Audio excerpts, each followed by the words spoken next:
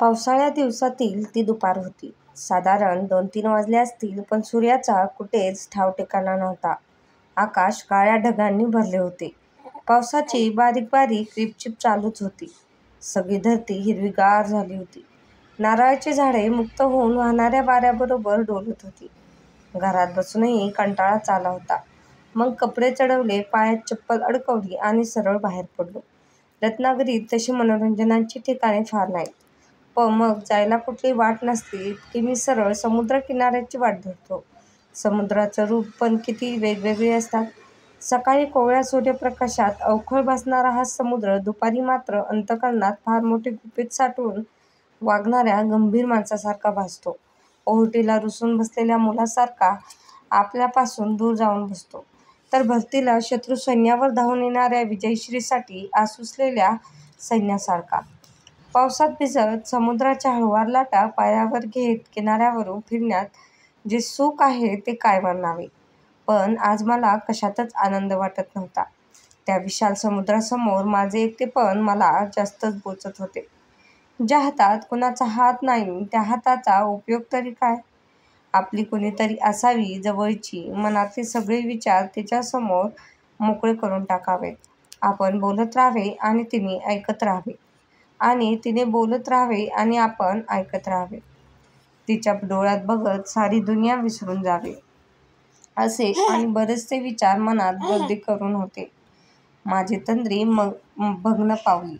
ती कोणाच्या तरी आवाजानेच. कोणीतरी मला हाक मारत होते. मागे वळून पाहिले तर नेहा पळत येताना दिसली. नेहा माझ्या वर्गातली एक गोड चेहऱ्याची, गोड आवाजाची मुलगी. कोणालाही आवडावी अशीच. माझी आणि तिची फारशी ओळख नव्हती. काही दिवसापूर्वीच तिच्या वर्गातील विनीत या मुलाशी जमली. खरं तर या बातमीने सगळ्यांनाच तसा धक्का बसला. विनीत दिसायला नीटनेटका, श्रीमंतीचा वारसा लाभलेले, नवीन नवीन गाड्या, सिनेमे, पार्ट्या यामध्येच रमणारा. त्याचे मित्रही थोडेसे गुन्हेगारी प्रवृत्तीचे. कॉलेजमध्ये अधूनमधून घडणाऱ्या हाणामारीच्या प्रकरणात आघाडीची भूमिका बजावणारे. माझी आणि विनीतची तशी सुरुवातीला चांगली ओळख होती, पण नंतर नंतर मीच त्याच्यापासून जरा दूर झालो. नेहा अजूनही पळत येत होती. वाऱ्याने तिचे लांबसडक केस फार विस्कटून टाकले होते. कपाळावर टिकली, एका हातात नाजूकसे ब्रेसलेट आणि दुसऱ्यात दररोज वेगवेगळ्या असणाऱ्या बांगड्या, आणि पांढरशुभ्र पंजाबी. समुद्राच्या त्या पार्श्वभूमीवर मला ती एखाद्या जलपरीसारखी भासत होती. पावसाचे थेंब तिच्या चेहऱ्यावरून ओघळत होते. ओळखलंस मला, नेहा? वा, तुम्हाला कोण नाही ओळखत?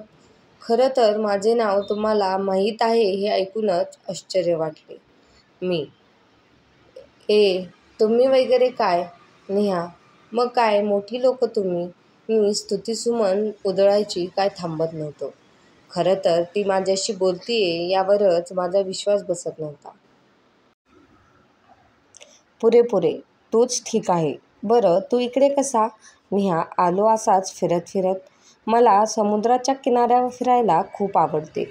मी, हो, मला पण. मी तुझ्याबरोबर इथे जरा वेळ फिरले तर चालेल ना?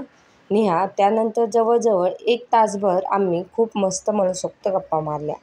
अगदी खूप वर्षापासून ओळख असल्यासारखी. दुसऱ्या दिवशी कॉलेजला जरा खुशीतच गेलो. नेहाशी गप्पा मारून मित्रांवर इम्प्रेशन मारता येईल हाच विचार मनात होता. पण आज नेहा वर्गात आलीच नाही. त्यामुळे सगळे तास खूप कंटाळवाणे गेले. बाहेर पडलो. कॅन्टीन बाहेर नेहाची गाडी दिसली म्हणून आत डोकावून पाहिले.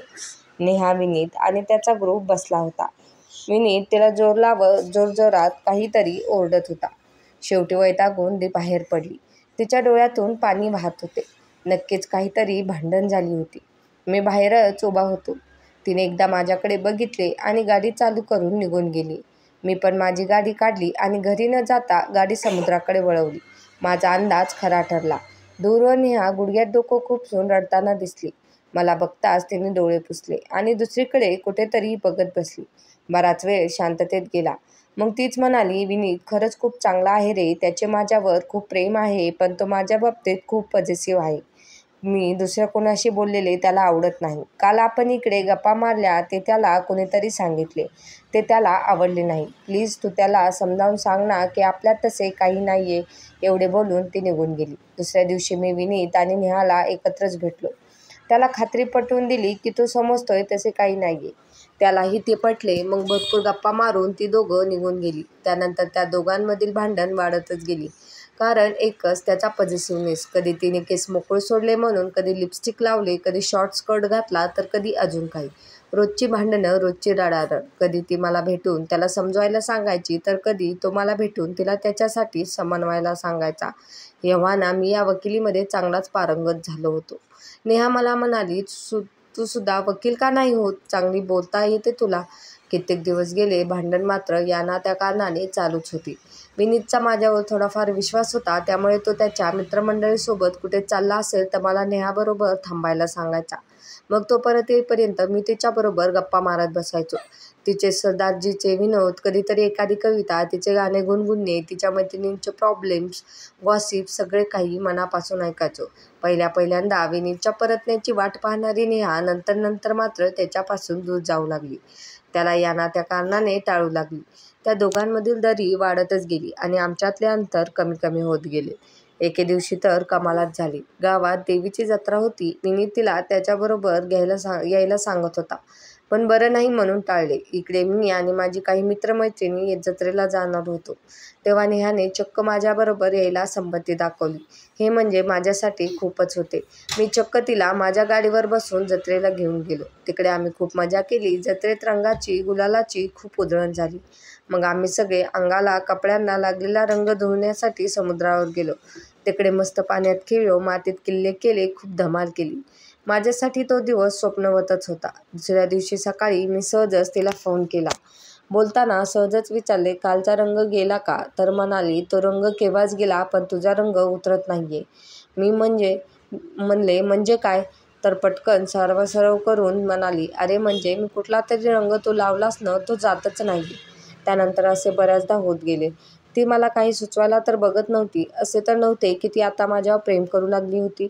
नुसत्या विचारानेच माझ्या अंगावर गोड शहारे उमटले. तिच्या मैत्रिणीचा पण माझ्याशी बोलण्याचा सूर बदलला होता. नेहा कुठे दिसली नाही की त्या मला चेवून विचारायच्या आणि मग उगाचच हसत निघून जायच्या. विनीत पण मला जाता येता टॉन्ट मारायचा. गद्दार, बेवफा, दोस्त ना रहा वगैरे म्हणायचा. दिवसांवर दिवस जात होते. माझी आता खात्रीच झाली होती की नेहाच्या मनात विनीत नसून मीच आहे. पण एक दिवस माशी शिंकली. जे होऊ नये ते घडले. नेहा आणि विनीतला मी नारळाच्या बागेत हातात हात घेऊन गप्पा मारत बसलेले बघितले.